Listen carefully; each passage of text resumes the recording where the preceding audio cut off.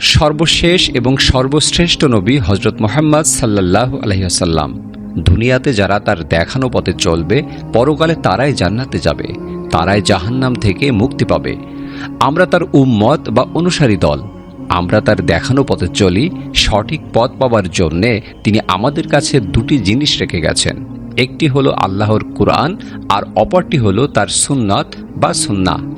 নবীর সুন্নাহ সম্পর্কে জানা যায় হাদিস থেকে। হাদিসের অনেকগুলো বড় বড় গ্রন্থ আছে। নবীর বাণীকেও হাদিস বলে।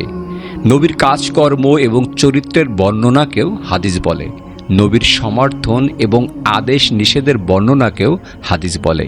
ইসলামের সত্য ও সঠিক পথকে জানবার জন্যে আমাদের আল্লাহর বাণী কোরআন মজিদকে বুঝতে হবে এবং মানতে হবে। ঠিক তেমনি আমাদের মহানবী হজরত মুহাম্মদ সাল্লাল্লাহু আলাইহি ওয়াসাল্লামের বাণী হাদিস পড়তে হবে এবং সে অনুযায়ী চলতে হবে। তবেই মহান আল্লাহ খুশি হবেন আমাদের প্রতি। আমরা হতে পারব সত্যিকার মুসলিম। সেজন্যেই আমি এখানে সংকলন করেছি প্রিয় নবী সাল্লাল্লাহু আলাইহি ওয়াসাল্লামের অনেকগুলো হাদিস। আসেন আমরা সবাই প্রিয় নবীর এই হাদিসগুলো পড়ি এবং মেনে চলি। আল্লাহ, জান্নাতের চাবি হলো আল্লাহ ছাড়া কোনো ইলাহ নাই এ সাক্ষ্য দেওয়া। শব্দার্থ ইলাহ মানে হুকুমকর্তা, আইনদাতা, আশ্রয়দাতা, ত্রাণকর্তা, উপাস্য, প্রার্থনা শ্রবণকারী। আল্লাহ সুন্দর, তিনি সৌন্দর্যকে পছন্দ করেন। শ্রেষ্ঠ কথা চারটি: সুবহানাল্লাহ, আল্লাহ পবিত্র; আলহামদুলিল্লাহ, সমস্ত প্রশংসা আল্লাহর; লা ইলাহা ইল্লাল্লাহ, আল্লাহ ছাড়া কোনো ইলাহ নাই; আল্লাহ আকবার, আল্লাহ মহান। আল্লাহর অধিকার। বান্দার উপর আল্লাহর অধিকার হলো তারা কেবল তারই আনুগত্য এবং দাসত্ব করবে এবং তার সাথে কোনো অংশীদারি বানাবে না। ঈমান। বলো, আমি আল্লাহর প্রতি ঈমান এনেছি, অতঃপর এ কথার উপর অটল থাকো। ঈমান না এনে তোমরা জান্নাতে প্রবেশ করতে পারবে না। যে কেউ এই ঘোষণা দেবে আল্লাহ ছাড়া কোনো ইলাহ নাই আর মুহাম্মদ সাল্লাল্লাহু আলাইহি ওয়াসাল্লাম আল্লাহর রাসূল, আল্লাহ তাকে জাহান্নামে নিষিদ্ধ করে দেবেন। তুমি মুমিন হবে তখন যখন তোমার ভালো কাজ তোমাকে আনন্দ দেবে আর মন্দ কাজ দেবে মনোকষ্ট। সব কাজের আসল কাজ হলো ইসলাম। কোনো বান্দা ততক্ষণ পর্যন্ত মুসলিম হয় না যতক্ষণ তার মন ও জবান মুসলিম না হয়। পবিত্রতা। পবিত্রতা ঈমানের অর্ধেক। যে পাক পবিত্র থাকতে চায় আল্লাহ তাকে পাক পবিত্র রাখেন। সালাত। সালাত জান্নাতের চাবি। শব্দার্থ সালাত অর্থ নামাজ। সালাত হলো নূর। সালাত আমাদের চক্ষু শীতলকারী। পবিত্রতা সালাতের চাবি। সালাত মুমিনদের মিরাজ। মিরাজ মানে ঊর্ধ্বে গমন করা বা আল্লাহর নৈকট্য অর্জন করা। যে পরিশুদ্ধ হয় না তার সালাত হয় না। 7 বছর বয়স হলেই তোমাদের সন্তানদের সালাত আদায় করতে আদেশ করো। কিয়ামতের দিন প্রথম হিসাব নেওয়া হবে সালাতের। আল্লাহর অনুগত দাস আর কুফরের মাঝে মিলন সেতু হলো সালাত ত্যাগ করা। যে ব্যক্তি লোক দেখানোর জন্য সালাত পড়ল সে শিরক করল। শাওম। শাওম একটি ঢাল। শাওম অর্থ রোজা। শাওম এবং কোরআন বান্দার জন্য সুপারিশ করবে। যখন রমজান শুরু হয় তখন রহমতের দুয়ার খুলে দেওয়া হয়। তোমাদের মাঝে বরকতময় রমজান মাস এসেছে। আল্লাহ তোমাদের উপর এ মাসের সিয়াম সাধনা ফরজ করে দিয়েছেন। হজ ও উমরা। হজ এবং উমরা পালনকারী আল্লাহর মেহমান। আল্লাহর পক্ষে জিহাদ। আল্লাহর পথে একটি সকাল কিংবা একটি সন্ধ্যা ব্যয় করা গোটা পৃথিবী এবং পৃথিবীর সমস্ত সম্পদের চেয়ে উত্তম। যে লড়ে যায় আল্লাহর বাণীকে বিজয় করার জন্যে সে আল্লাহর পথে জিহাদ করে। অত্যাচারী শাসকের সামনে সত্য কথা বলা সবচেয়ে বড় জিহাদ। জ্ঞান অর্জন। রাত্রে ঘণ্টাখানেক জ্ঞান চর্চা করা সারা রাত জেগে ইবাদতের থেকেও ভালো, তার চেয়ে উত্তম। যে জ্ঞানের সন্ধানে বের হয় সে আল্লাহর পথে বের হয়। আমার পরে সবচেয়ে বড় দানশীল সে যে কোনো বিষয়ে জ্ঞান লাভ করল অতঃপর তা ছড়িয়ে দিল। আল কোরআন। সর্বোত্তম বাণী আল্লাহর কিতাব। কোরআনকে আঁকড়ে ধরো, তাহলে কখনো বিপদগামী হবে না। কোরআন পরিবারের লোকেরা আল্লাহর পরিবার এবং তার বিশেষ লোক। তোমরা আল্লাহর কিতাবকে আঁকড়ে ধরো, এর হালালকে হালাল বলো এবং গ্রহণ করো, এবং হারামকে হারাম বলে বর্জন করো। যে আল্লাহর কিতাবের পথ ধরে সে দুনিয়াতে বিপদগামী হয় না এবং পরকালে হয় না দুর্ভাগা। আমার উম্মতের সম্মানিত লোক হলো কোরআনের বাহক আর তাদের সাথীরা। রাসূল এবং সুন্নাহ। সর্বোত্তম জীবন পদ্ধতি হচ্ছে মুহাম্মদ সাল্লাল্লাহু আলাইহি ওয়াসাল্লামের প্রদর্শিত পদ্ধতি। যে আমার আনুগত্য করল সে আল্লাহর আনুগত্য করল, যে আমাকে অমান্য করল সে আল্লাহকে অমান্য করল, যে আমার সুন্নাতকে ভালোবাসলো সে আমাকেই ভালোবাসলো, যে আমার সুন্নাত থেকে বিমুখ হলো সে আমার লোক নয়। আমি আল্লাহর কাছে শেষ নবী হিসেবে লিখিত আছি। নিয়াত, কাজ নির্ভর করে নিয়াতের উপর। নিয়াত মানে উদ্দেশ্য, সংকল্প, ইচ্ছা, কোনো নির্দিষ্ট কাজ করার সিদ্ধান্ত নেয়া। কাজ নির্ভর করে নিয়াতের উপর, মানে কাজের পিছনে মানুষের যে উদ্দেশ্য, সংকল্প বা সিদ্ধান্ত থাকে তার ভিত্তিতেই সে ফল ও পুরস্কার লাভ করবে। প্রত্যেক ব্যক্তি তার কাজের সেই ফলই পাবে যা সে নিয়ত করেছে। আল্লাহ তোমাদের চেহারা, স্রোত এবং ধন সম্পদ দেখবেন না, তিনি দেখবেন তোমাদের অন্তর এবং কাজ। এখানে অন্তর মানে উদ্দেশ্য এবং লক্ষ্য বা নিয়ত। এই তিনটি হাদিস থেকে আমরা মানব জীবনের উদ্দেশ্য, লক্ষ্য বা নিয়তের গুরুত্ব জানতে পারলাম। সুতরাং আল্লাহর সন্তুষ্টি লাভের উদ্দেশ্যেই যাবতীয় কাজ করা উচিত।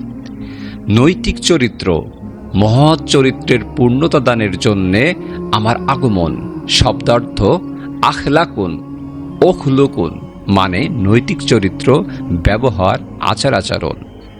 উত্তম চরিত্রের চাইতে বড় মর্যাদা আর নেই। ঈমানের পূর্ণতা লাভকারী মুমিন তারা যাদের নৈতিক চরিত্র সর্বোত্তম। তোমাদের মধ্যে সবচেয়ে ভালো মানুষ তারা যাদের আচার ব্যবহার সবচেয়ে ভালো। আল্লাহর নবীর চরিত্র ছিল ঠিক কোরআনের মতন। দিন খুবই সহজ। ব্যাখ্যা: দিন মানে জীবনযাপন পদ্ধতি। এখানে দিন মানে দিন ইসলাম, অর্থাৎ ইসলামের জীবনযাপন পদ্ধতি খুব সহজ। দিন হলো কল্যাণ কামনা।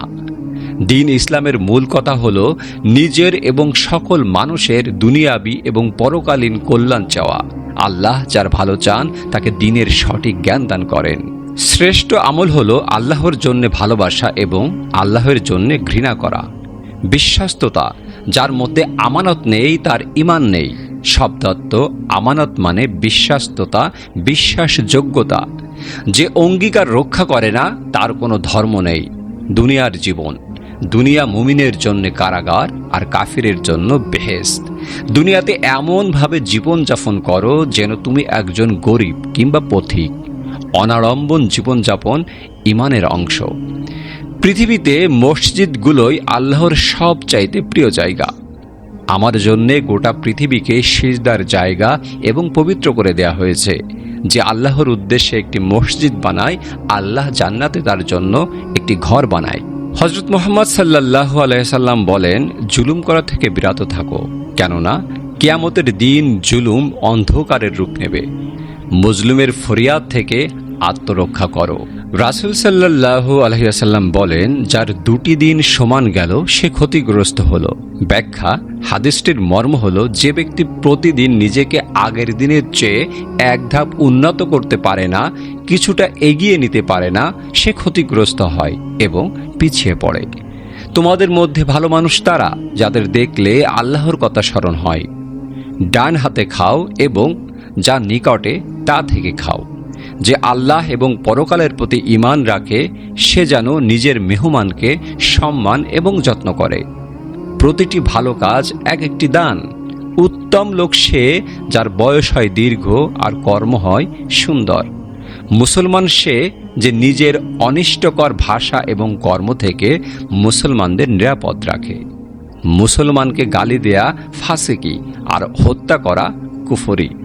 প্রত্যেক মুসলমানদের জন্যে অপর মুসলমানদের রক্ত, সম্পদ, ইজ্জত সম্মানযোগ্য।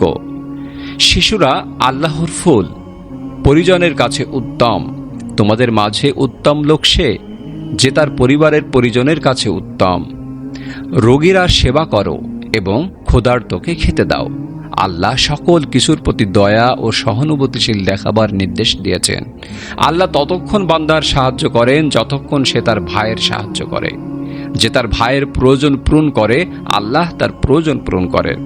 তোমরা ভাইয়ের বিপদে আনন্দ প্রকাশ করো না। রাগে উত্তেজিত হলে চুপ করে থাকো। তোমাদের কেউ যখন উত্তেজিত হবে সে যেন উজু করে আসে।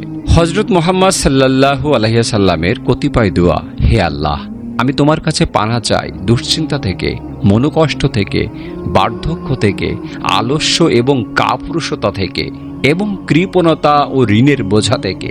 হে আল্লাহ, আমার অন্তরে আল্লাহ ভীতি দাও এবং তাকে পরিশুদ্ধ করো। তুমিই তো তার উত্তম পরিশুদ্ধকারী। ওগো আল্লাহ, আমি তোমার কাছে এমন জ্ঞান থেকে পানা চাই যাতে কোনো কল্যাণ নেই, আর এমন হৃদয় থেকেও আশ্রয় চাই যাতে তোমার ভয় নেই। হে আল্লাহ, আমি তোমার কাছে পানা চাই সংশয় থেকে, কপটতা থেকে আর অসৎ চরিত্র থেকে। হে আমার রব, হে আমার আল্লাহ, আমি তোমার কাছে চাই হেদায়েত, আল্লাহ ভীতি, পবিত্র জীবন এবং প্রাচুর্য। ওগো আল্লাহ, আমার ক্ষমা করে দাও, আমার প্রতি দয়া করো, আমাকে সঠিক পথ দেখাও, আমাকে স্বস্তি দান করো, আমাকে জীবিকা দাও। ওগো আল্লাহ, আমি তোমার কাছে প্রার্থনা করছি সুস্থতা, স্বস্তি, বিশ্বাস্ততা, উত্তম চরিত্র আর তাকদীরের প্রতি সন্তুষ্টি। আমার আল্লাহ, আমি তোমার ভালোবাসা চাই, আর যে তোমাকে ভালোবাসে তার ভালোবাসা চাই, জীবন পথের আলো। প্রিয় ভিউয়ার্স, আসসালামু আলাইকুম। আজকের ভিডিওটি এই পর্যন্তই। যারা এখনও আমার কথা শুনছেন তারা সম্পূর্ণ ভিডিও দেখেছেন আশা করি। ভিডিওটি কেমন লেগেছে অবশ্যই কমেন্টসের মাধ্যমে জানাবেন। আলোর দিশারি ইসলামিক চ্যানেলটিকে অবশ্যই সাবস্ক্রাইব করবেন, এবং যদি আপনি সাবস্ক্রাইব করে থাকেন তাহলে আপনাকে আবারও প্রাণ ঢালার শুভেচ্ছা। সবাই ভালো থাকুন, সুস্থ থাকুন। মহান আল্লাহ তাআলা আপনাদের মঙ্গল করুক। আপনাদের জন্য দোয়া রইল, আমার জন্য দোয়া করবেন। আসসালামু আলাইকুম ওয়া রাহমাতুল্লাহি ওয়া বারাকাতুহু।